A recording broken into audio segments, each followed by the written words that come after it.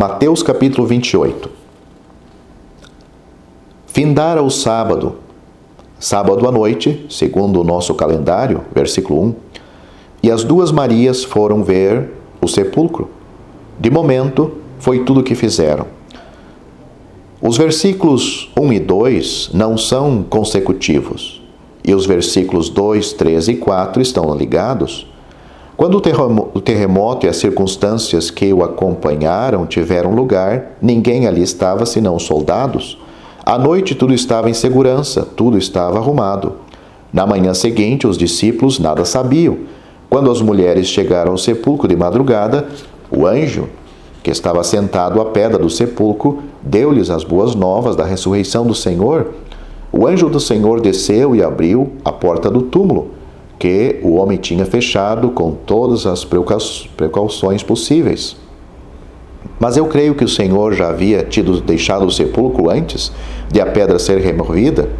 Essa remoção destinava-se apenas a chamar a atenção do homem para o fato. Com efeito, os judeus somente tinham garantido o excepcional testemunho, a verdade da pregação dos soldados, colocando ali os soldados. As mulheres, pela sua visita ao sepulcro na tarde anterior e de manhã, quando o anjo lhes falou, receberam, pela fé, uma plena certeza do fato da ressurreição do Salvador. Tudo quanto é aqui apresentado são fatos. As mulheres tinham estado junto do sepulcro ao anoitecer. A intervenção do anjo mostrou aos soldados o verdadeiro caráter da saída do Senhor do túmulo, e a visita das mulheres de madrugada estabeleceu o fato da sua ressurreição como objeto da fé para si mesmas. E elas vão anunciar o acontecimento aos discípulos do Senhor, que, longe de terem feito o que os judeus lhe atribuíram, nem sequer acreditaram nas palavras das mulheres. O próprio Senhor Jesus aparece às mulheres que, tendo acreditado nas palavras do anjo, voltaram do sepulcro.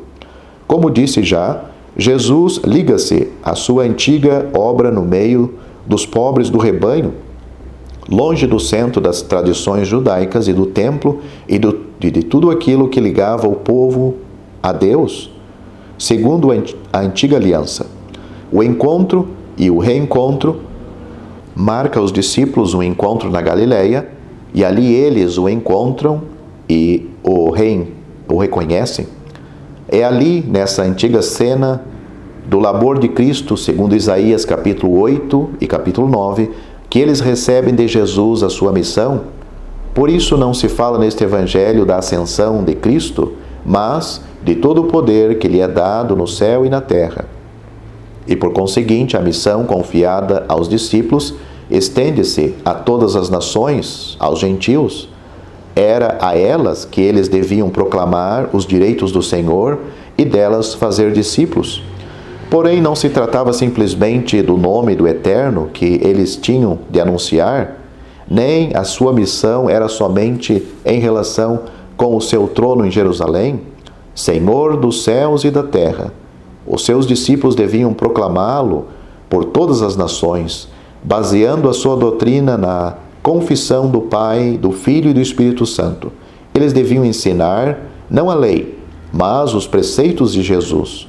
O Senhor estaria com eles, com os discípulos, que assim o confessassem até a consumação dos séculos. Versículos 18 a 20. É isto que liga tudo o que será realizado até que Cristo se assente no grande trono branco, como lemos em Apocalipse capítulo 20, versículo 11, com o testemunho que ele próprio deu na terra, no meio de Israel. É o testemunho do reino e do seu chefe, uma vez rejeitado por um povo que o não conhecia. Isto liga o testemunho dado às nações com um remanescente em Israel, reconhecendo Jesus como o Messias, mas agora ressuscitado dentre os mortos, como ele mesmo tinha dito, mas não como um Cristo reconhecido como assunto ao céu. Jesus não é somente apresentado nem tampouco como Jeová, como objetivo do testemunho, mas a revelação do Pai, do Filho e do Espírito Santo como santo nome, mediante a qual as nações foram postas em relação com Deus.